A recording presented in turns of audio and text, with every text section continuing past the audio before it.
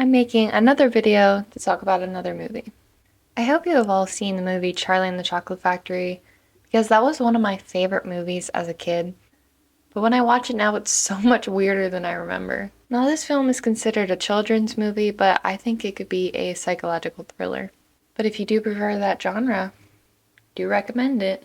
Let's talk about the plot of this movie. 5 children are lured into Willy Wonka's factory with shiny gold tickets and the promise at a chance to win a very large prize.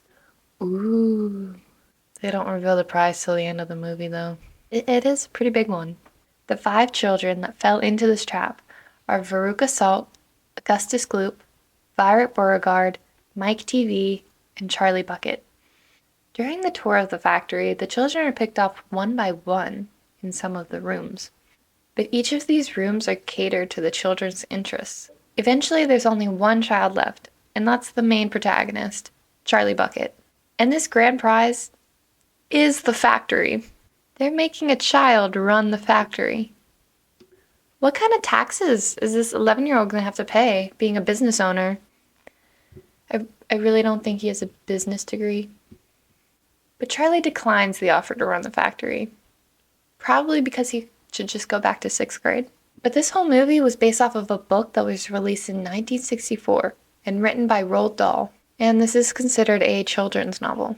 There was also a movie released previous to this one in 1971, but it was titled Willy Wonka and the Chocolate Factory. I read this as a kid, and it was a great book. It has the same plot as the movie, but just less of the creepy elements. For example, Willy Wonka's first introduction to the kids. In the book, he just does a little dancey dance. But in the movie, there's a weird little puppet show and they light on fire and their faces melt off. It's unnecessary. Also in the book, both of the children's parents accompany them on this tour. But in the movie, the other children just have a single parent with them. But in both cases of the book and the movie, the protagonist's chaperone was his Grandpa Joe. The book also has a different ending. It ends with Willy Wonka picking up Charlie's family and they shoot off into outer space. But in the movie, Willy gives Charlie an ultimatum. He can either abandon his family and run the factory, or go back to living with his poor family.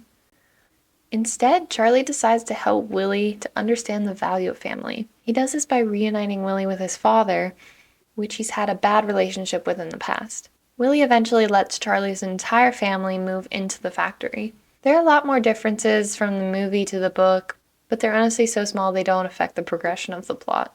Now, Willy Wonka basically attempts murder. I mean, these could just look like accidents, but each trap was crafted on the interests of the children, so these were definitely no accidents. These children interviews on television exposed them to Willy Wonka, where he was able to craft every room to entice the children. The child that was obsessed with sweets, Augustus Gloop, fell into a chocolate river, almost drowning, and got sucked up into a tube. Then the child that was obsessed with chewing gum, Violet Beauregarde, found a gum crafted by Willy Wonka, and it caused her to swell up.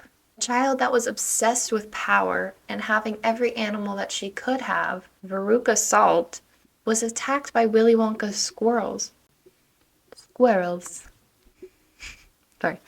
And the child that was obsessed with TV and video games, Mike TV, was shrunken down by a machine that puts you into a television. Charlie never got an interview. He was the last one to win. He didn't really expose any of his interests. There wasn't really any way to entice him. All the other kids in the movie definitely were spoiled, but they didn't deserve their fates. Who even is Willy Wonka? Willy Wonka in this movie is played by Johnny Depp, who is sort of known for playing these wild and spooky characters. Willy Wonka owns and operates this factory that makes the most wild candies in this universe. But Willy makes some very questionable statements throughout the movie.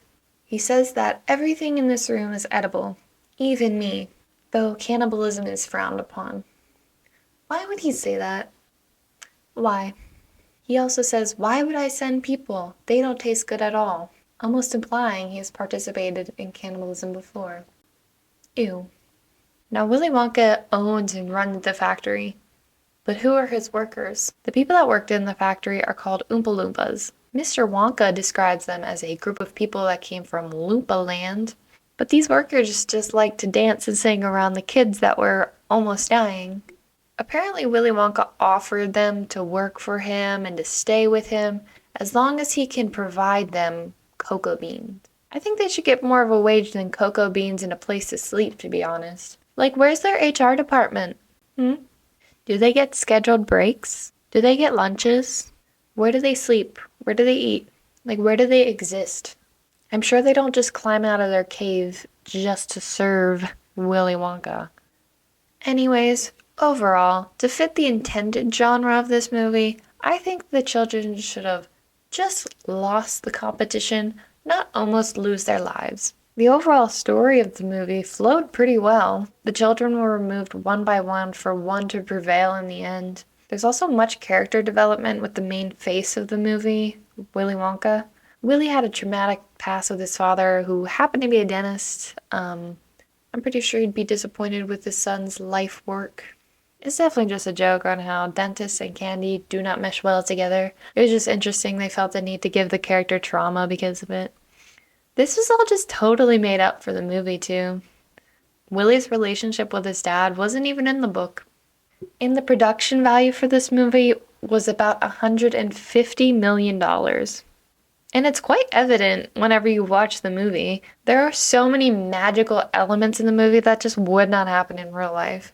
And these magical elements are what strengthen the appeal towards children. I just wouldn't recommend this movie for children who are easily disturbed. I really enjoy this movie for its magical elements and its ability to make a subtle thriller, but just be aware that some children, and even adults, might just be uncomfortable with Willy Wonka. Don't even get me started on the boat ride scene. That actually scared me as a child. And that's the end of my film review. If you like this video, show it. Don't be afraid to leave comments on movies to review in the future.